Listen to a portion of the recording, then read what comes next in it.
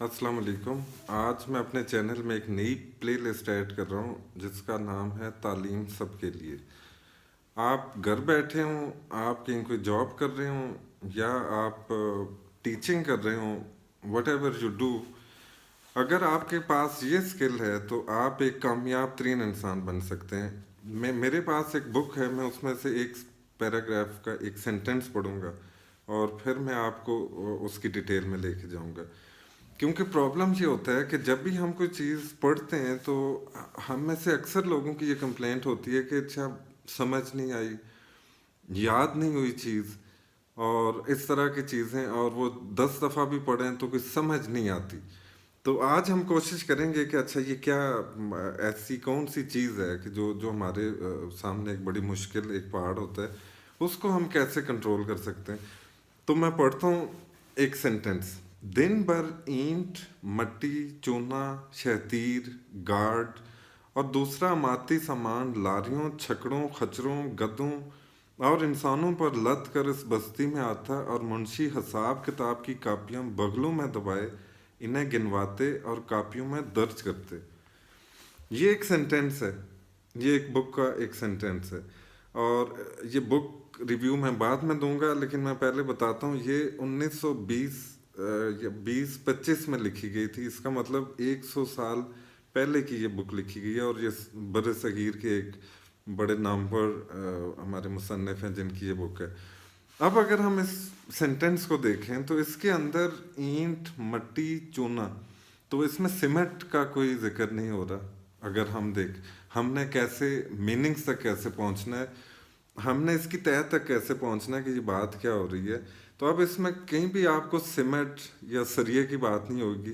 ईंट, चूना, मट्टी की बात, तो इसका मतलब उस वक्त जो घर बनते थे तो उनमें ये चीज़ें जो आजकल इस्तेमाल होती हैं घर बनाने में, ये नहीं थी। दूसरा, खच्चरों, छकड़ों और गधों की बात हो रही है, तो इसका मतलब कि जो ट्रांसपोर्ट थी या जो गाड़ियाँ थीं वो भी नहीं थीं। तीसरी बात देखें तो मुंशी हिसाब किताब की कापियाँ बगलों में दबाए, तो इसका मतलब कंप्यूटर भी नहीं था। तो अब हम अपने अंदर एक एक कंपैरिजन, हम मवाजना कर रहे हैं दो चीज़ों का, दो अदवार का, कि 100 साल पहले और आज। आपने कोई भी चीज़ जब जब आप पढ़ते हैं तो उसको आपने 2-3 तरह से अपने दिमाग के अंदर देखना है कि वो लिखी कब गई है। पहली चीज़ बहुत इम्पोर्टेंट है, ताकि आपको पता हो कि जिस भी दौर के अंदर लिखी गई है तो अच्छा आप उसको आज के साथ उसको थोड़ा सा उसका मुवाजना करें, कंपेयर करें, बच्चों से करवाएं ये चीज़ कि अच्छा जब ये कापियाँ होती थी तो आजकल तो कंप्यूटर होता है, तो इसका मतलब क्या उस दौर में कंप्यूटर होता था। सवाल पूछे, हर सेंटेंस के ऊपर सवाल पूछे। अब ये जब आप करना शुरू करेंगे, चाहे आप टीचर हैं, चाहे आप पेरेंट हैं, चाहे आप स्टूडेंट हैं, अगर आप अपने आप से सवाल करना शुरू कर दें तो फिर आप देखें कि आप इसी एक सेंटेंस को इस्तेमाल करते हुए आप 1000 अल्फाज लिख भी सकते हैं और बोल भी सकते हैं। ये इतना आसान है, ये इतनी आसान चीज़ है, लेकिन क्योंकि हमने कभी सोचा नहीं होता इस तरह से, तो मैं इतनी बात ही करूँगा आज। ये स्किल्स अगर आप कर लें तो ये, क्योंकि मेरा एक पैशन है ये काम करने का, और इंशाल्लाह मैं पूरा इसके ऊपर अपना टाइम इन्वेस्ट करूँगा और एक एक स्किल आप लोगों के सामने लेके आऊँगा। तो ये आप करके देखें। जब तक आपके दिमाग के अंदर खाका नहीं बनता किसी चीज़ का जो आप पढ़ रहे हैं, तो इसका मतलब आपका कॉन्सेप्ट नहीं बन रहा।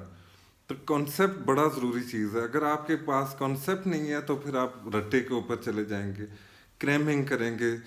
जब आप क्रैम करेंगे, रट्टा लगाएंगे, तो रट्टा सिर्फ इम्तहान के लिए होता है, वो आपकी असल में जो लर्निंग है वो नहीं हो रही।